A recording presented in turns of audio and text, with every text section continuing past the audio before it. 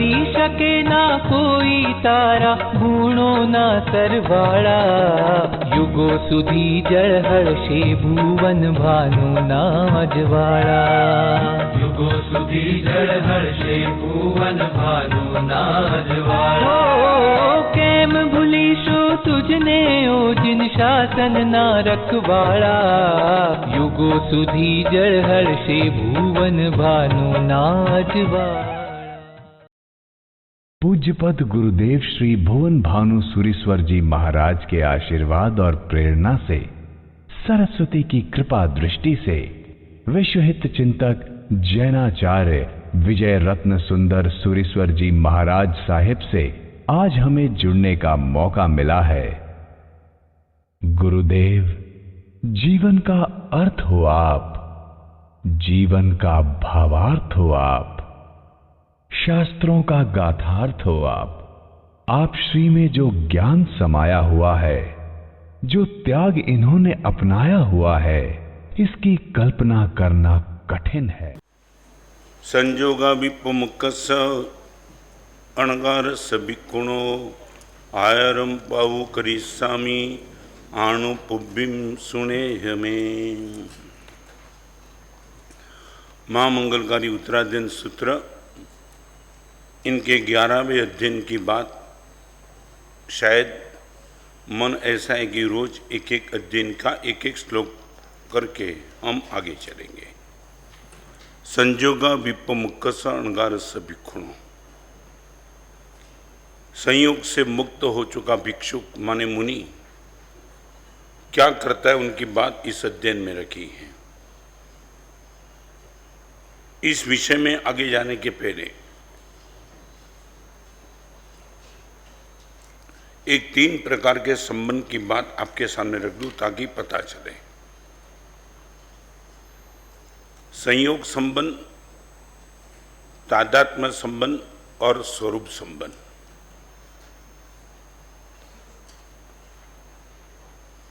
थोड़ा समझने का प्रयास करेंगे तो बिल्कुल समझ में आ जाएगा।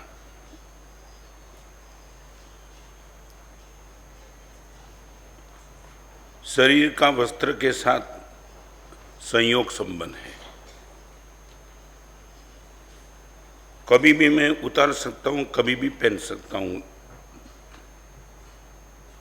शरीर और आत्मा का संबंध तादात्म्य संबंध है। तादात्म्य तद्रूप, मुझे कभी ऐसा लगता ही नहीं कि मेरा शरीर मेरे आत्मा से शरीर अलग है, तद्रूप भ्रम है।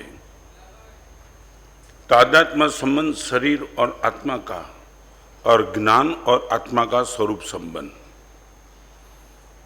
3 कैटेगरी की बात बिल्कुल बराबर समझ लेना।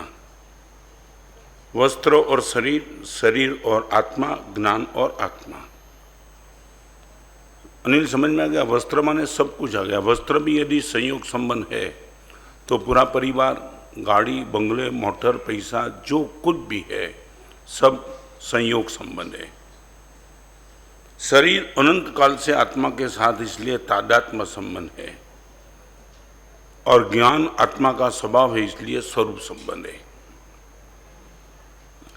हमें 2 संबंध से मुक्त होना है, तीसरे संबंध से हम मुक्त होने वाले हैं भी नहीं, और किसकी ताकत ने मुझे मुक्त कर सके, उनका नाम है स्वरूप संबंध। ज्ञान और आत्मा 2 कोई अलग होने वाले नहीं है, मगर शरीर और आत्मा अलग हो सकते हैं। उससे पहले ये संयोग संबंध से मुक्त होने की बात। संयोग संबंध में जो उलझ गया उनका तो मोक्ष गया काम से। पूरी जिंदगी उसकी उसमें ही चलती है। पैसे संभालो, गाड़ी संभालो, बंगला संभालो, ये सब कुछ संभालो संभालो संभालो, और आगे तो कब जाएगा? आत्मा तो आता ही नहीं। मुनि जीवन में हमने जो छोड़ा है ना, वो संयोग संबंध छोड़ा है। थोड़ा ज़्यादा स्वजन छोड़ दिए, गाड़ी छोड़ दी, पैसे छोड़ दिए, सब कुछ छोड़ दिया, माने करीबन करीबन बहुत संयोग से हम मुक्त हो गए। फिर भी अभी शरीर और आत्मा का तादात्म्य संबंध तो है ही।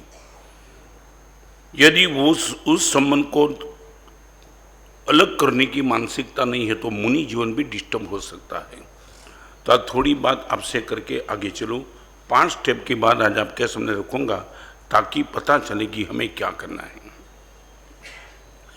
इनके पहले 2 दिन के पहले प्रवचन में जब मैंने बात बताई तो कई लोगों प्रवचन के बाद ऊपर आने के बाद पूछा था support your mind, understand your mind, ये बात चलती थी। तो कई लोगों को लगता था कि मन की ही बात मन को कैसे सपोर्ट करे, मन को कैसे पूछे। आज एक थोड़ा क्लैरिफिकेशन कर दूं। शरीर, मन और आत्मा 3 चीजें, 3 को बिल्कुल बराबर समझ लो। शरीर परतंत्र है, शरीर परतंत्र है, चाहे मेरा हो, चाहे गणधर भगवान का हो और चाहे तीर्थंकर भगवान का हो। 400 दिन के 24 उपवास भले ही ऋषभदेव भगवान ने किए और 180 उपवास भले ही परमात्मा महावीर देव ने किए, मगर 401वें दिन भगवान ऋषभदेव को भी भोजन चाहिए, पानी चाहिए, ऑक्सीजन चाहिए। शरीर परतंत्र है, जब तक मुक्ति नहीं होगी तब तक शरीर स्वतंत्र कभी हो ही नहीं सकता है। थोड़ा ज़्यादा तुम खींच सकते हो, मगर आप बोलो बिना वस्त्र चल सकता है, बिना मकान चल सकता है, मगर फूड, वाटर एंड ऑक्सीजन इनके बिना 100% नहीं चलता है। चलो आगे। शरीर परतंत्र है, आत्मा स्वतंत्र है। मोक्ष में जब आत्मा जाती है तब न उनको खुराक की जरूर, न पानी की जरूर, न हवा की जरूर, न व्यक्ति की जरूर, न विचार की जरूर, न परिस्थिति की जरूर, कुछ जरूर नहीं। शरीर परतंत्र है, आत्मा स्वतंत्र है। प्रश्न यही कि मन क्या है। आज उनको लेकर के थोड़ी बात कर दूं ताकि कंसेप्ट क्लियर हो जाए। मेरा मन यदि स्वतंत्र है तो उनको अच्छा करने की जरूरत नहीं है। परतंत्र है तो स्वतंत्र कभी होने वाला ही नहीं है। पूरी उलझन शरीर और आत्मा के बीच में नहीं है, जो भी उलझन है वो मन के क्षेत्र में है। तो आज आपके सामने एक बात बता दूं, शरीर की फेवर करने वाला मन परतंत्र है और आत्मा के पक्ष में रहने वाला मन स्वतंत्र है। रिपीट, जब मन शरीर की सोचते रहता है तब निश्चित तौर से मान लेना शरीर का गुण धर्म वो मन को डिस्टर्ब करते रहेगा। मन परतंत्र है यदि शरीर के पक्ष में है तो, और मन स्वतंत्र है यदि आत्मा के पक्ष में है तो। शरीर की एक ही पहचान, आत्मा की एक ही पहचान, मगर मन की 2 पहचान, स्वतंत्र भी परतंत्र भी। अभी थोड़ा इतना जवाब दो। पूरे दिन भर तक मन यदि किसी में उलझा है तो आत्मा के पक्ष में कि शरीर के पक्ष में?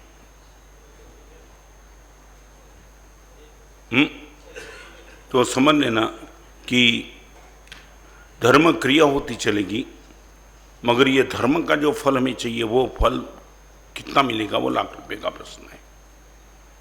जाना है शंखेश्वर, मगर पहले चेक करना है धर्मशाला भोजनशाला क्या है। माने मन शरीर की फेवर में आया। शंखेश्वर जाने में सोचना तो इतना ही था, ठीक है ये रिक्वायरमेंट बराबर है, मगर गोल, मेरा गोल तो गुरुदेव भगवान पार्श्वनाथ की प्रतिमा का है।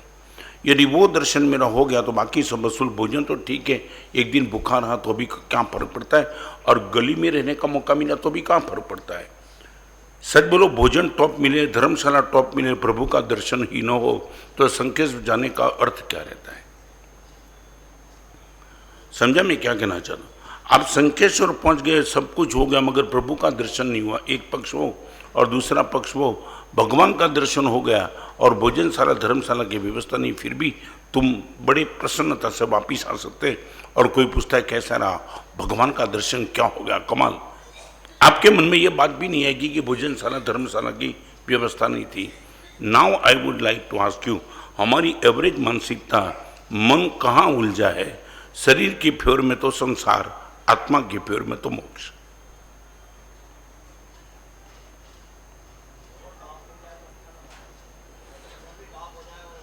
क्या है, मैं सिर्फ शंखेश्वर की बात नहीं करना चाहता, पूरे दिन भर तक ये संकेत तो फॉर एग्जाम्पल मैंने बता दिया। पूरे दिन भर तक मन में जो सोच चलती है वो शरीर की, पैसे की, बंगला की, गाड़ी की, मोटर की, संयोग संबंध की चलती है। तो मैं भी गया, आप भी गए।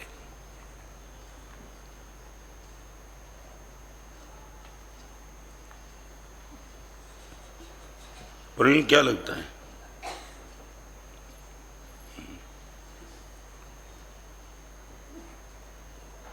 इतने दिनों के प्रवचन के बाद बस इतना प्रश्न, मन किसकी फेवर में, शरीर की या आत्मा की? आपने सीढ़ी देखी होगी, सीढ़ी, जय सीढ़ी कहाँ ले जाती है? नहीं, आप जहां जाना चाहते हो वहां ले जाती है। सीढ़ी कहीं नहीं ले जाती। सीढ़ी किस स्पॉट पे रखेंगे आप, उससे तय होगा कि आप ऊपर जाएंगे कि नीचे जाएंगे। यदि कुआं के अंदर तुमने रख दी तो वही सीढ़ी तुम्हें नीचे ले जाएगी, और यदि किसी वॉल पे रखी तो सीढ़ी ऊपर ले जाएगी। सीढ़ी न्यूट्रल, कहाँ ले जाती है? नहीं, आप जहां जाना चाहते हो, जिस स्पॉट पे रखते हो वहां सीढ़ी ले जाती है। मन क्या है? सीढ़ी।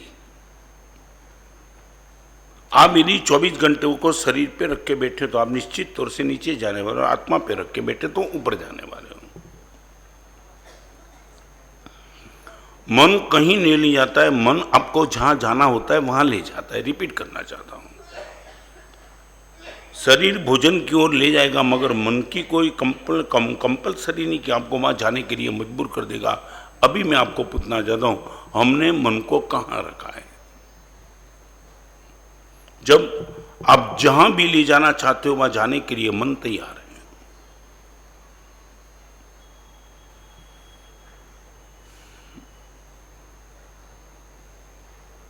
मैं आगे चलूं, इनके पहले थोड़ा बस ये मुझे क्लियर करना था, मन क्या है? मन की दो पहचान, स्वतंत्र और परतंत्र। यहां गया तो परतंत्र, यहां गया तो स्वतंत्र। शरीर में नहीं होता है, शरीर में कष्ट का अनुभव होता है, सुख दुख वो मन की डेफिनेशन है। अब ये मत मानो कि मैं छोटा सा एक कई जगह जोक्स बोलता हूँ। पहली बार वो गांव के लोग थे ना, देहात वाले गांव के लोग, पहली बार वो ट्रेन में बैठे, ट्रेन में बैठने के लिए तैयार हो गए, सब टिकट बिकट ले रखी थी। और जैसे ट्रेन आई, जिंदगी में ट्रेन देखी नहीं थी, ये ट्रेन देखी, और जैसे ही कल पर ट्रेन देखी ना तो सामने जो डिब्बा है ना वो डिब्बे में चढ़ गए। ट्रेन 5 मिनट रुकने वाली थी और डिब्बा फर्स्ट क्लास का था।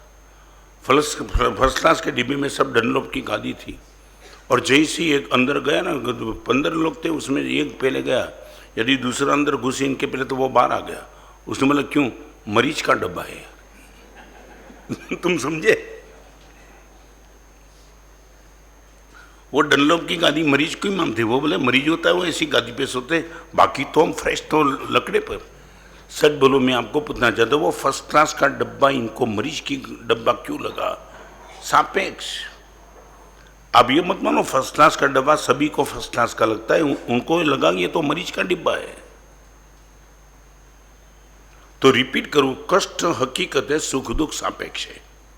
कष्ट है, कष्ट रियलिटी। जैसे हम बिहार करते जाते पैर में से खून निकलता है, कष्ट निश्चित है, कष्ट निश्चित, दुख नहीं है। दुख हमारी मानसिकता है। समझ में क्या कहना चाह? ये खून निकलने के बाद मुनि मस्ती से चलता है, सोता है, निर्जरा हो गई कर्म की, क्या दिक्कत है? लोच कराते हैं। कष्ट जरूर है मगर वो दुख नहीं है। संसार में सुख और दुख हमारी मानसिकता है, मेंटालिटी है, नॉट फैक्ट। आप किनको दुख बोलेंगे वही दुख सामने वाले को सुख लगता है, और आप जिनको सुख बोलते हो सामने वाले को दुख लगता है। मैं चलूं, मेरे पैर में कांटा आ जाए तो भी तो खून निकलेगा, तेरे पैर में कांटा आएगा तो खून निकलेगा। हमारे कष्ट कॉमन रहेगा, सुख दुख कॉमन नहीं रहेगा।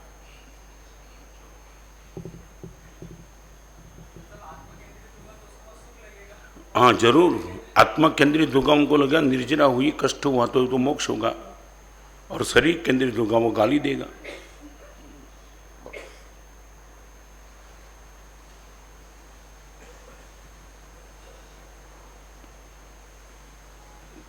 अनिल, कोई लगता है कोई फर्क?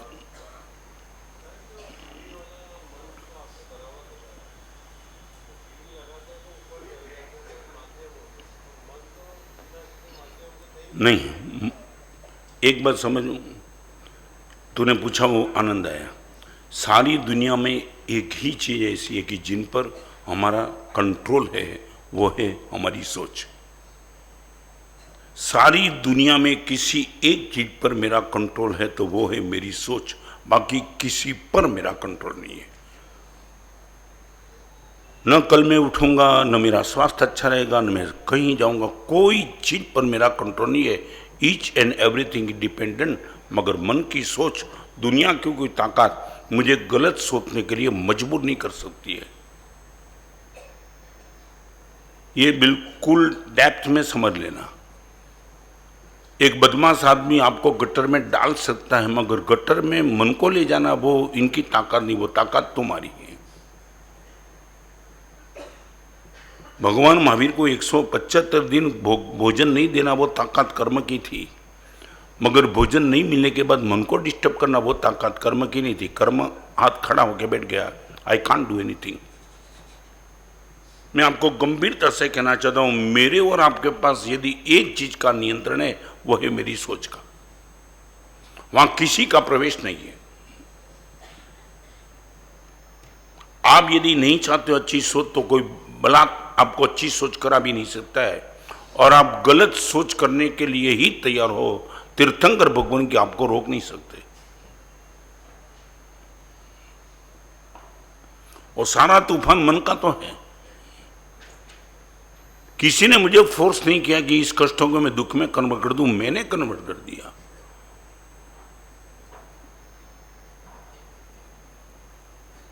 बोल, अभी पूछना है तो पूछे। जिंदगी भर तक याद रखना, I can control only my thoughts and thinking.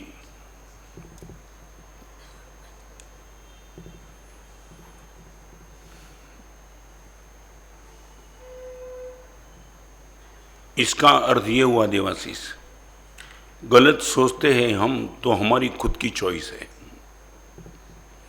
गलत करते हैं तब हमारी चॉइस न भी होती है, गलत करते हैं तब हमारी चॉइस नहीं भी होती है। समझा मैं क्या कहना? तेरी दुकान में नौकर है, उनको नौकरी करनी है। तूने झूठ बोलना उनके लिए कंपलसरी रखा है। वो पूरी जिंदगी भर तक घर में सच बोला, मगर दुकान में झूठ बोलता है।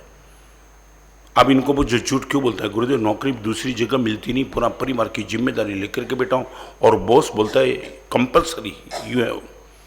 तो आप गलत करते हो मजबूरी से, मगर गलत सोचने में किसी की मजबूरी नहीं है।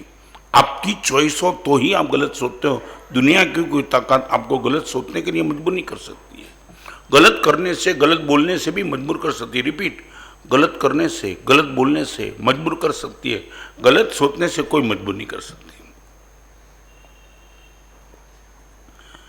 नौकर है, सेठ ने बोल दिया कि वे जो घरा का है उनको ये भाव बता देना। बेचारा मजबूरी से झूठ बोलता है। बोल भी पड़ना, करना है, बोलना है, मजबूरी है, मगर वो सोचना खुद की तैयारी नहीं हो तो कोई गलत सोचता नहीं। इनका अर्थ क्या हुआ? जो भी मैं गलत सोचता हूं वो रिस्पॉन्सिबिलिटी इज माइन।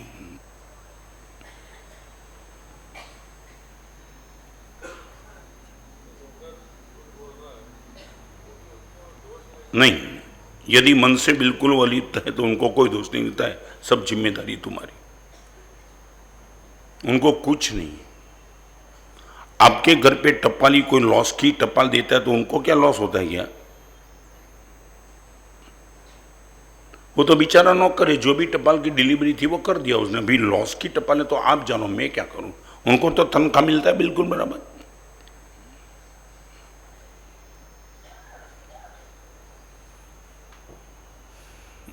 जब परिस्थिति कैसी भी हो, कोई भी परिस्थिति मेरे मन की सोच को डिस्टर्ब नहीं कर सकती। यदि मैं तैयार नहीं हूं तो फिर मैं पूछना चाहता हूं, हम मन को क्यों बिगाड़ते हैं? जानबूझकर के गटर में पैर रखने वाले बेटे को तुम चाटा मार देते। बेवकूफ का संदा जानबूझ के गटर में पैर रखता है और जानबूझ के गटर जैसे विचार हम करते। पूछने वाला कौन है?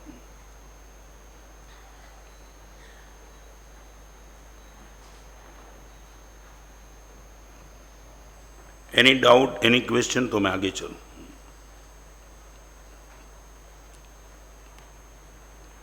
5 स्टेप की बात यदि समय रहा तो मैं करूंगा। Number 1, keep priority.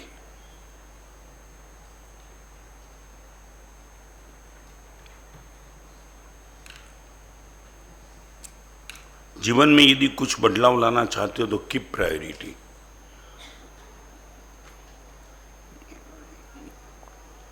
और प्रायोरिटी है ना, समय समय पे बदलती रहती है। जरूर नहीं है कि आज की प्रायोरिटी 1 घंटे के बाद वो ही प्रायोरिटी रहेगी, कोई जरूर नहीं है।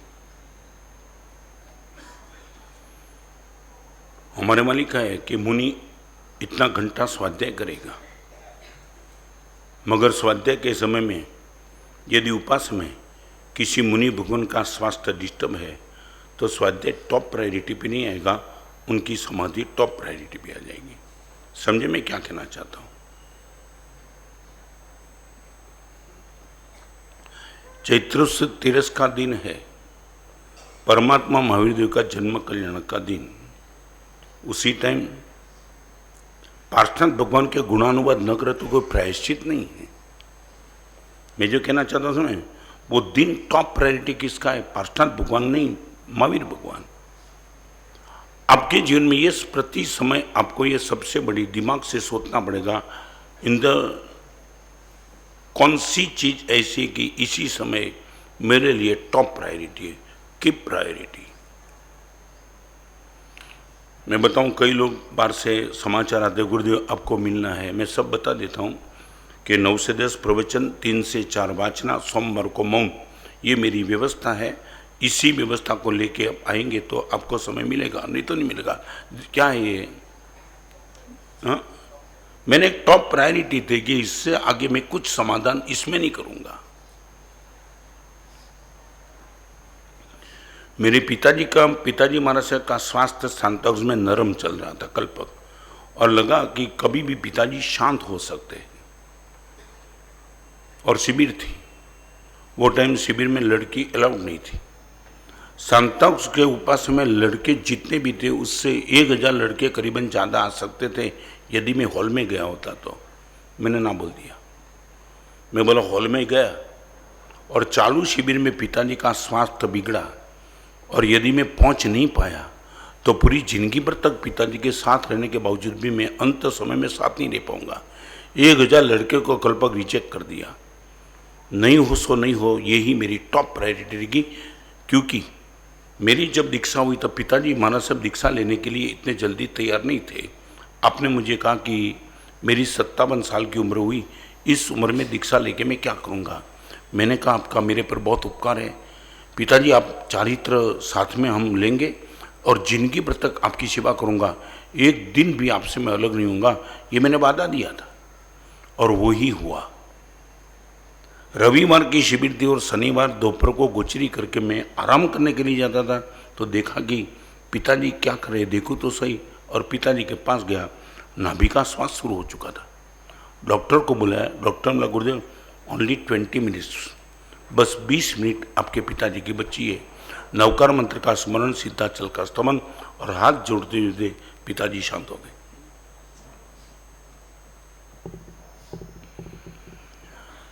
इतनी सभा में बैठने वाले को आपको पूछना चाहता हूं, आपके पास कीप प्रायोरिटी है क्या?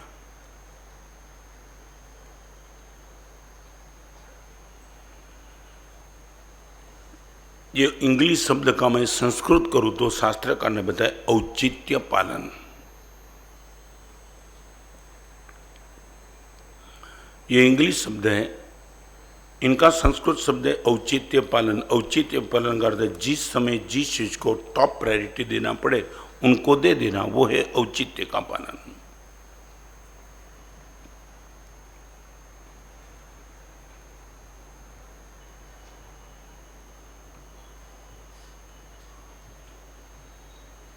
जैसे इसमें हम फॉरएवर तैयार,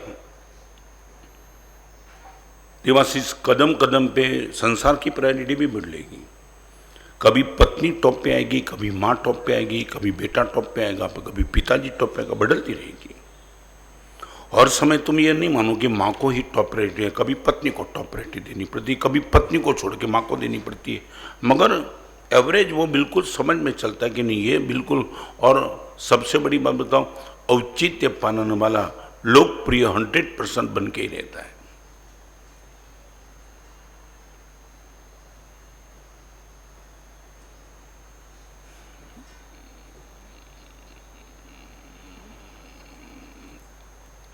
संघ के साधारण खाता में घाटा है और देव द्रव्य एक्सेस पे जाता है, और उसी टाइम तुम देव द्रव्य बढ़ाते रहते हो, तो ये प्रायोरिटी समझ में तुम चूक गए।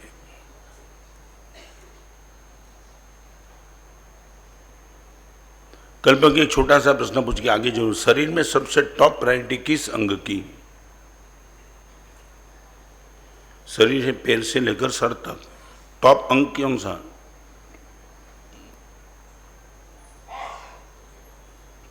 बोलो। हाँ नहीं, आप कुछ भी बोलो, मैं ये कहना चाहता हूं, सर कितना भी टॉप हो मगर पैर में दर्द हो तो सर को संभालने का प्रश्न नहीं आता है, पैर को ही संभालना पड़े। पैर कितना भी नीचे हो मगर दर्द सर पैर में है तो पैर को संभालो, अभी सर को संभालने का प्रश्न नहीं है। देव द्रव्य सर के स्थान पे, साधारण खाता पैर के स्थान पे। यदि सर कितना भी टॉप हो मगर वो अच्छा है, पैर में दर्द है तो पैर को संभालो, अभी सर को संभालने की जो ये है कीप प्रायोरिटी।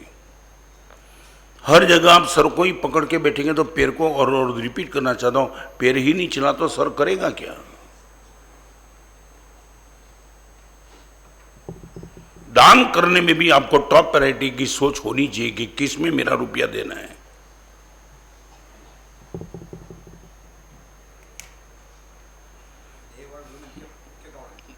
अभी फिर से बात आई, देव और गुरु में मुख्य कौन है? जिस टाइम जिसको मुख्य बनाना है वो मुख्य है।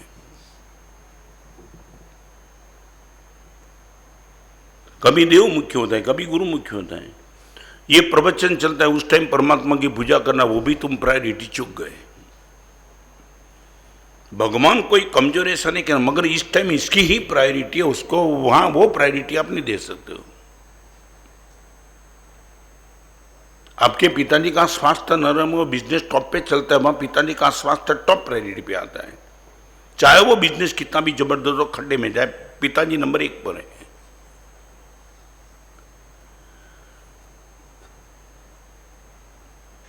एक लड़का मुझे मिला था, मुझे अच्छी बात उसने बताई, गुरुदेव जब भी नए साल की डायरी मेरे पास आती है ना, कल्पक बहुत अच्छी बात उसने मुझे बताई, गुरुदेव नए साल की डायरी आती है ना, पहले नंबर में, अभी तो नए साल की डायरी 1 जनवरी से शुरू होती है, गुरुदेव पहले से ही वो डायरी में कितने दिन को कैंसिल कर ही देता हूँ। कैंसिल कुछ नहीं।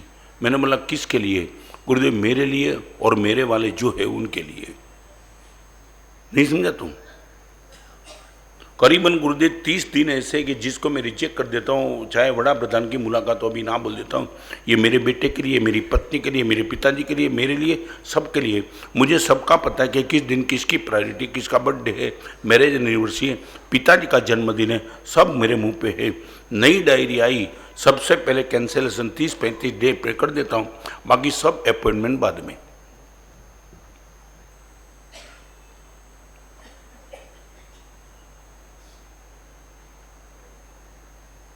सच बोलो देवा, ये भी तो ताकत होगी ना।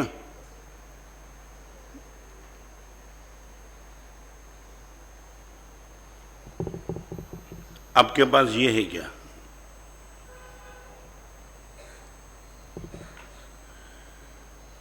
राजेश क्या बोरडी चातुर्मास किया था भाग्यसुमा के गांव में। एक लड़का मेरे पास आया, उपासना के बिल्कुल बाजू में हेयर कटिंग सलून था। वो लड़का मेरे पास आया, गुरुदेव समझ में नहीं आता ये नाई है या उसने भी कमाल कर रखा है। क्या हुआ? गुरुदेव प्रवचन में रोज आता है वो। गुरुदेव बाल कटवाने के लिए गया, चारों बाल काटते काटते एक भिखारी आया, मारे से बाल काटना पेंडिंग कर दिया और भिखारी को पैसा देने के लिए गया। गले में से पैसा निकाला, भिखारी को दिया और गया। अभी गुरुदेव बाल काटते काटते मैं कुर्सी पे बैठा हूँ और भिखारी को इतनी एक ईगो हट हो गया।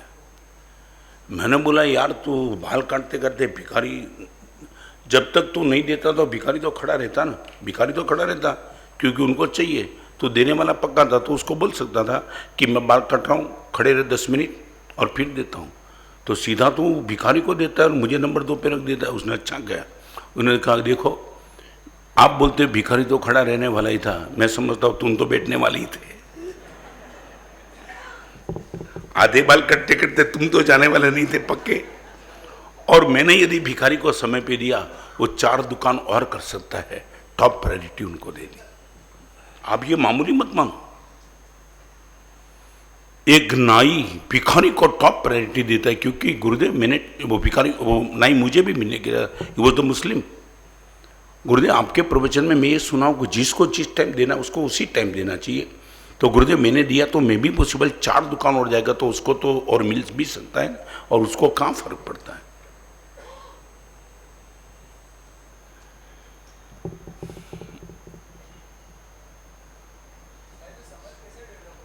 अभी वो आपको ही करनी है, मैं क्या करूं। समझ कैसे डेवलप हो जाए, आपके पास ये विजन होना ही चाहिए कि किसको टॉप प्रायोरिटी देना है।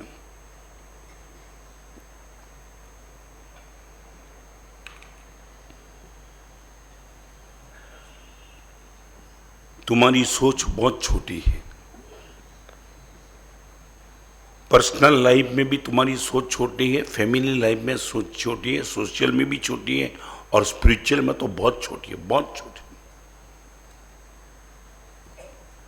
तुम खुद के जीवन को भी तो, खुद के शरीर को भी तो नहीं समझ पाते कि मेरा शरीर स्वस्थ अच्छा रहेगा तो सब पैसे है। शरीर के स्वास्थ्य को नंबर 2 पे रख कर तुम पैसे को नंबर 1 पे रखते हो, वहां भी तुम की प्रायोरिटी नहीं समझ पाते हो। स्वास्थ्य ही तुम्हारा बिगड़ गया तो फिर करोड़ों रुपए को तुम करेंगे क्या।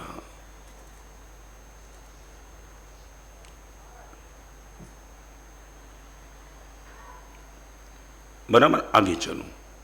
नंबर 1 की प्रायोरिटी, नंबर 2 की प्राइवेसी, की प्राइवेसी। प्राइवेसी की बात एक गंभीरता से करना चाहता हूं।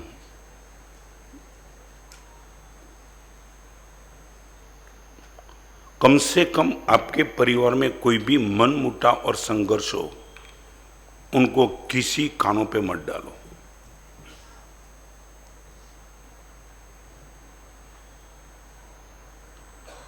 कम से कम आपके परिवार में पति और पत्नी के बीच में, सास और बहू के बीच में, भाई भाई के बीच में, देरानी जेठानी के बीच में, प्लीज वो आपका जो संघर्ष मन मुटा है वो आपके घर तक सीमित रखो। अंदर सुलझाने का, उलझाने का प्रयास करो, मगर बिन जरूरी किसी के कान पे ये बात मत डालो, आग लगा देगा वो। मैं सच बताऊं, कभी वेदना की बात बताऊं, एक बात याद रखना, पुण्यवान और गुणवान के पतन के लिए बहुत लोग राह देख के बैठते हैं। आपको शायद बुरा लगेगा, मगर जिसके जीवन में गुण ज्यादा है और जिसके जीवन में पुण्य ज्यादा है, उनके पतन के समाचार सुनने के लिए बहुत लोग तो तैयार बैठे। आपके घर का संघर्ष यदि तुमने किसी और को बता दिया, दे विल बी हैप्पी, राजी हो गई।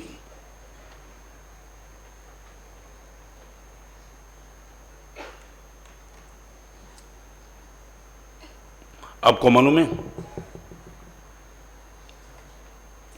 दुर्योधन के संघर्ष में शकुनी आया, कैकेयी के पास मंथरा आई जो घर की नहीं थी। एक मंथरा ने अयोध्या में प्रवेश करके क्या तबाही मचा दी, एक शकुनी में कौरवों के पक्ष में बैठ करके क्या मामला बिगाड़ दिया।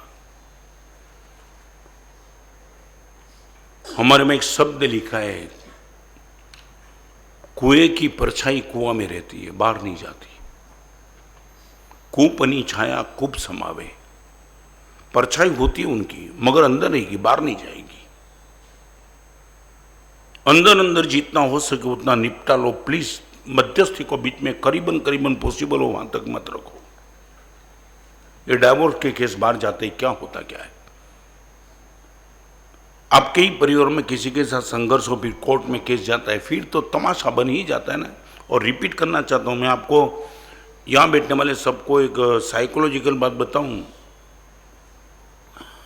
आप दुखी होगे, आपको आश्वासन देने वाले बहुत मिलेंगे, आप सुखी होगे, आपको धन्यवाद कोई नहीं देगा।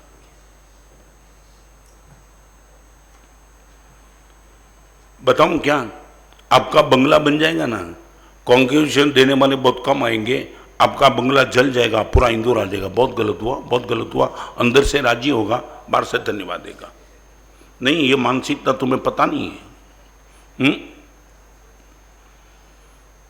सच बोलो, आप इतना कर सकते हो कि प्राइवेसी, गुरुदेव की प्राइवेसी, जब अपने वाले नहीं हो तब नहीं किसी के कान पे ये बात मत डालो यार। शायद संघर्ष 2 मिनट का होगा, मगर वो 2 साल तुम्हारे बिगाड़ देंगे वो, क्योंकि वो एनलार्ज इतना करता रहेगा और मामला और बिगड़ जाएगा। संघर्ष तो होता ही।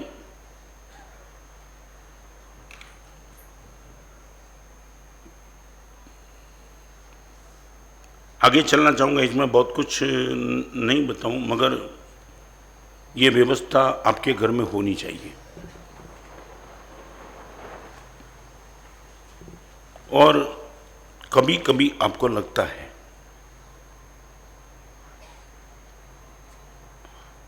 आपके घर के कोई भी संघर्ष को सुनने के बाद, हमारे वहाँ आचार्य का एक विशेषण लिखा है, वो सागर है। सागर में तुम कुछ भी डालो, लहर कितनी भी ऊपर उठेगी, आज तक सागर ने अंदर पड़े हुए मोती को कभी बाहर नहीं निकाला। सागर गंभीर होता है, डालो वो अंदर रहता है। आपके परिवार के संघर्ष के बाद एक ऐसा कोई एड्रेस हो सागर जैसा, निश्चित तौर से वहाँ जाके बता देना, ताकि वो आपको समाधान देगा। वो बार बात फैला करके आपके परिवार को डिस्टर्ब तो नहीं करेगा। और इस सभा में बैठने वाले को एक कमजोरी की बात बताऊं, आदमी सुख छुपाता है मगर दुख कहीं भी प्रकट कर देता है। रिपीट, आदमी सुख को छुपाता है मगर दुख को तो कहीं भी प्रकट कर देता है।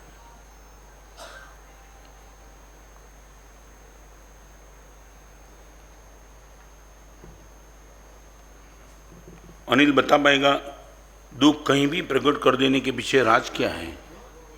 हाँ, मन सहानुभूति चाहता है।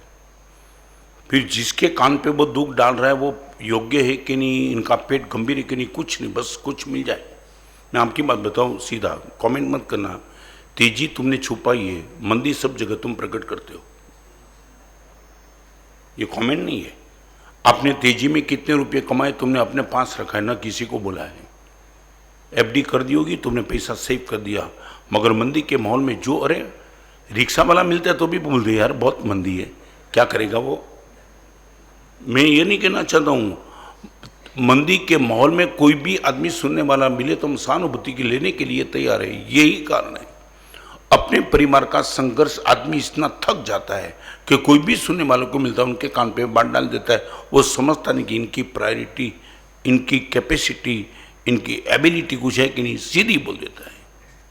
कई घर मैंने देखे खलास हो गए। और कभी कभी क्या होता है, मैं सच बताऊं, ये मानसिकता की बात, जिसके कान पे तुम ये घर की बात डालते हो उसको तुम और क्या बोलते हो मालूम है? तुझे कहता हूं, किसको बोलना नहीं। नहीं, ये तुम मामूली मानते हो, यही तो होता है।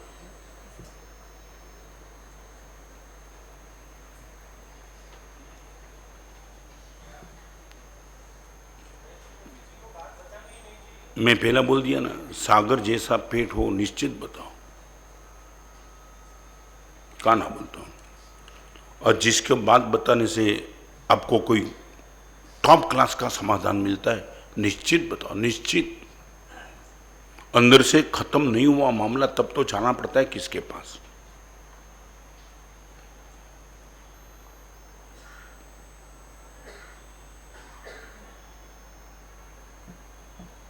ये परिवार की शांति को मालूम नहीं, मैंने कई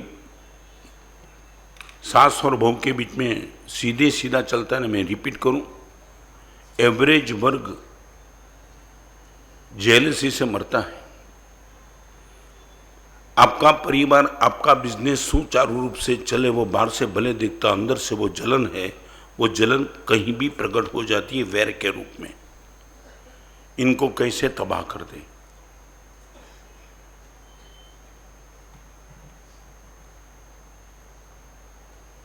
number 1 is the keep priority, second is the keep privacy,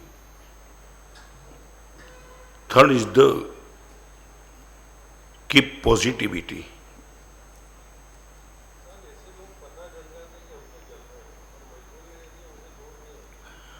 मजबूरी समझना, पता भी है वो तुमसे जलता है, फिर भी उनके साथ तुम्हें संबंध रखना पड़ता है, मजबूरी।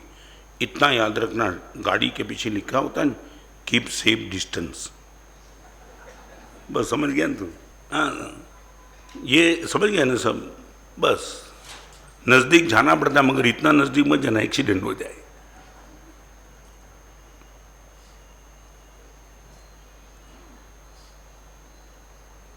सच बोलो, ये इससे ऐसे स्टेप सुनने के बाद तुम्हें नहीं लगता है कि पूरी जिंदगी का समाधान धर्म को छोड़ के किसी के पास नहीं है?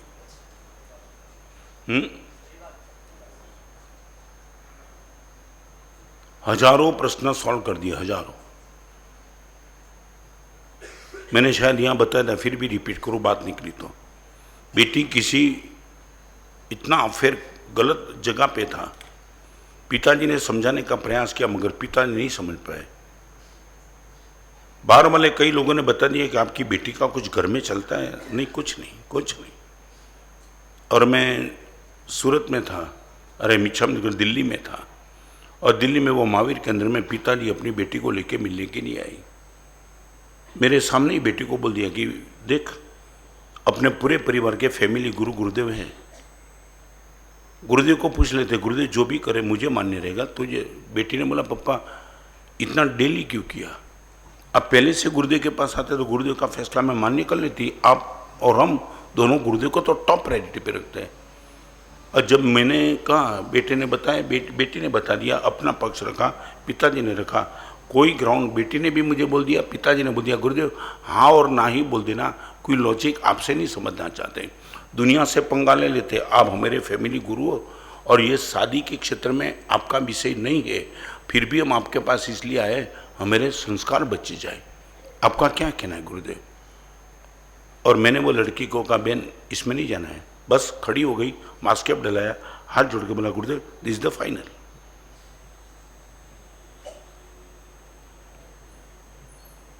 आज वो बेटी आंख में आंसू के साथ आभार मानती है, गुरुदेव बचा लिया आपने मुझे। मैं कहा ना बोलता हूं कि ऐसा एड्रेस है तो मेरे पास।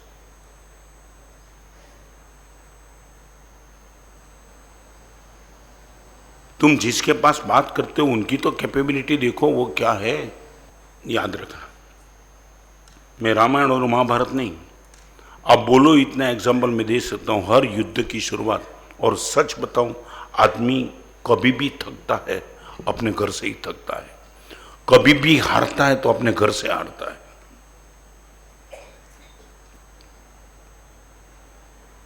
बारहमाला के साथ तो पंगा लेना तो मेरे लिए आसान बात है,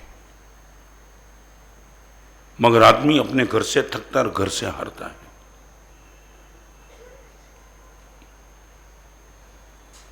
आप भले अलाउड नहीं थे, मगर 22 तारीख को वर्कशॉप किया, उसमें इंप्रूविंग पर्सन के सब्जेक्ट पर जब मैंने बात बताई, आपकी गलती को आप सुधार देती हो क्या? सुधार देते हो? और वही टाइम एक लड़की ने जवाब दिया था, हमारी गलती यदि मां निकाले तो मां को डर है हम सुसाइड कर ले। तुम समझे, यहां तक गलती मां इसलिए नहीं निकालती है, मां डर रही है कि हम शायद सुसाइड तो नहीं कर ले, ये तुम्हारा माहौल।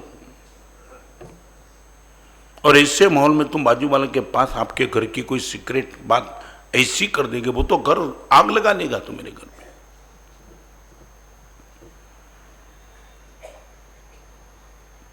कितने माँ बाप मुझे मिले, वो घर से थके और घर से हारे, करोड़ों के लॉस में वो ठीक जाते, मगर अपने घर से वो बोलता है कि क्या करूं गुरुजी, जाऊं तो कहां जाऊं।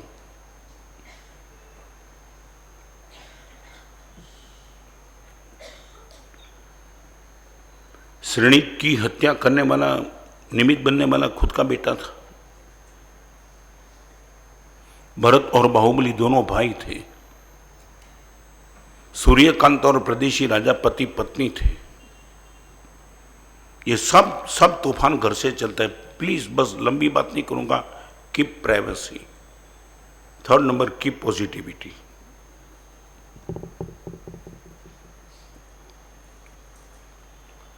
कीप पॉजिटिविटी के लिए एक ही सूत्र आपको देता हूं, क्योंकि बहुत बार प्रवचन में कहा था, जिसको भी कीप पॉजिटिविटी इंप्लीमेंट करना है उनको एक ही स्लोगन देता हूं, और भी बिगड़ सकता था। बस इनफ। आपको पॉजिटिविटी को स्थिर करने के लिए एक ही सूत्र, और भी बिगड़ सकता था।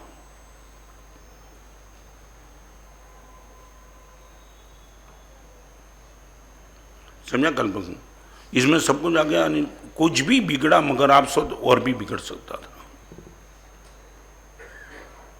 मैंने इसी जगह प्रवचन में शायद बताया था, बम्बई में एक भाई जिनका आंख का ऑपरेशन था, 2 में से 1 आंख चली गई। आंख की हॉस्पिटल को 11 लाख का डोनेशन दिया। सबने पूछा क्यों? 1 आंख बची गई मेरी। ऑपरेशन दोनों आंखों का था, 1 आंख खत्म हो गई। कोई ब्लेम नहीं, नथिंग एल्स। आंख में आंसू नहीं, जबान पे शिकायत नहीं। 11 लाख का डोनेशन, ठीक है। 2 आंख से देखता था, 1 आंख बच गई, देख लूंगा, संभाल लूंगा। और भी बिगड़ सकता था। बस ये सूत्र पॉजिटिविटी के लिए टॉप है। मंदी है, और भी बिगड़ सकता था। तुमने देखा ना, 2 दिन पहले 2 लड़की के साथ एक बाप ने जहर देके पूरा देखा ना तुमने। अभी जो नया ट्रैक चल रहा है वो समझ में नहीं आता है। एक समय था कि जो आदमी डिस्टर्ब था वही शायद सुसाइड करता था। अभी छोटे बेटे को मार के चला जाता है, और इनके पीछे उनका लॉजिक भी इतना बेकार है कि मेरे जाने के बाद इस संसार में ये बेटे को कौन संभालेंगे, इससे बेटर है मैं ही मार दूं।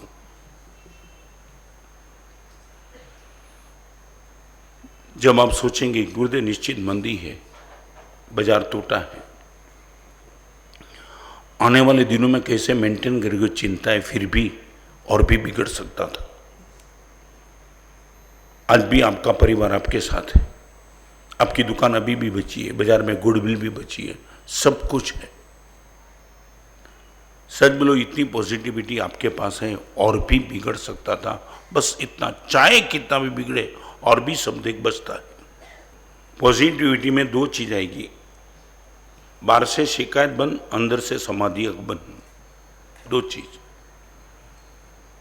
जिसके पास पॉजिटिविटी होगी उनके पास 2 विकल्प, बाहर से शिकायत कम और अंदर से हैप्पीनेस स्टेडी।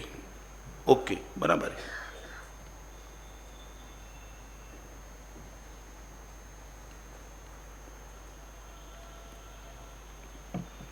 सुना है कि आपको बाजार में बहुत लॉस गया, बाजार में ही गया, बाकी सब कुछ बराबर है।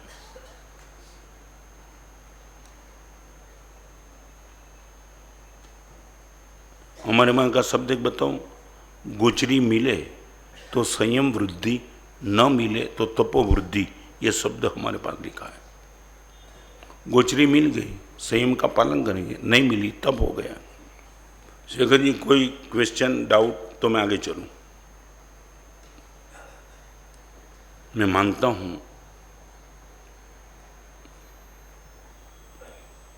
5 मिनट का समय है, बताऊं।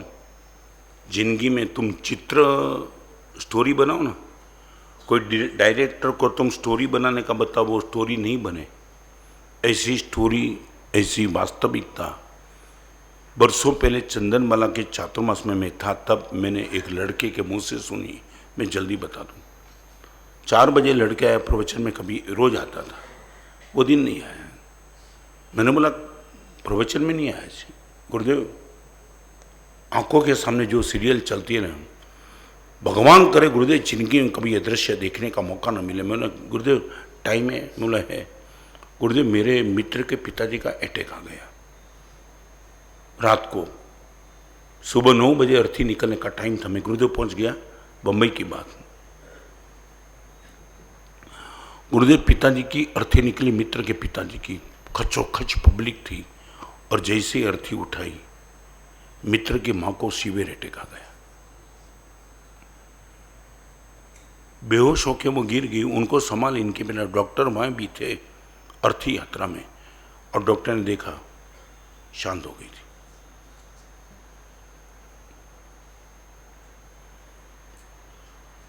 सबने नीचे बैठ के तय किया हो भी तो कहां क्या सकता है, एक अर्थी निकालो फिर दूसरी अर्थी के लिए वापिस आओ, पॉसिबल नहीं है। हम 1 घंटा रुक देते, सब कुछ जो भी करना था सब कुछ कर दिया। गुरुदेव 2 अर्थी तैयार हो गई और मित्र रो रहा था, और गुरुदेव मीन भाई और लड़के की बुआ, जिनको गुजराती में फईबा के, महाराज साहब वो बाहर से आई थी, और बाहर से आई थी महाराज साहब वो लेटरिन गई, और लेटरिन का पीछे का पोर्शन टूट गया, वो सीधी नीचे शांत हो गई महाराज।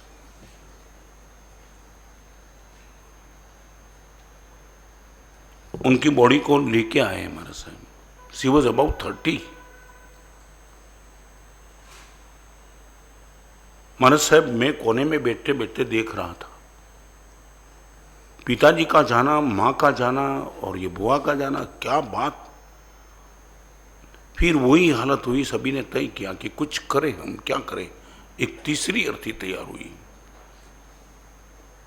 1, 2 और 3 अर्थी हमारे साथ तैयार हो गई। तो वो लड़के की जो मित्र की बहन थी ना, वो बहन को इतने मम्मी पापा इतने प्यारे थे, वो बहन नजदीक आ गई, और क्या हुआ हमारा साहब, इतना जोर से चक्कर आया, गिर गई, फर्स्ट पे इनका सर टक लगा, ब्रेन हेमरेज हो गया, खत्म हो गई हमारा साहब। हमारा साहब मैं सब देख के आया हूं, ये कथा नहीं बनाता हमारा साहब। अभी भी आंखों के सामने वो है, बाप, मां, बुआ और बहन, और एक छोटी सी बहन थी वो मित्र की। हमारे साहब उसके चाचा ने उनको पकड़ लिया, लगा कि ये कुछ भी हो सकता है। उनके चाचा ने नीचे उतर के 4 अर्थी निकलने के बावजूद भी उनके चाचा ने गाड़ी में बिठा दिया, और गाड़ी में बिठा के चौपाटी पर गाड़ी, मरीन ड्राइव जो सी फेस है ना, वहाँ गाड़ी भगाई। हमारे साहब ऐसा हुआ, कोई समझ में नहीं था पर वो चाचा को कि ये भी तो हो सकता है। चाचा ड्राइविंग करते थे, बाजू में वो लड़की बैठी थी, और चालू गाड़ी में लड़की ने दरवाजा खोल दिया, लड़की गिर गई रोड पे, लड़की खत्म हो गई। हमारे से 5 अर्थी एक साथ निकली, मैं जाके आया हूं।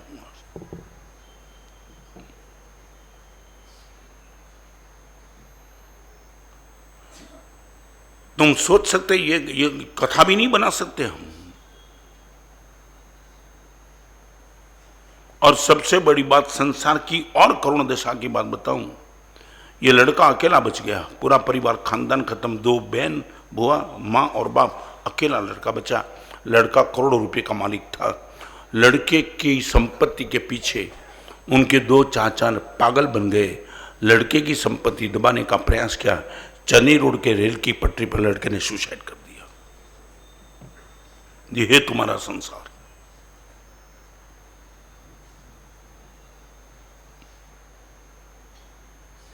बस मैं इतना ही कहूंगा, कीप पॉजिटिविटी, और भी बिगड़ सकता था। भगवान बहुत कुछ बचा है। Number 4, keep punctuality.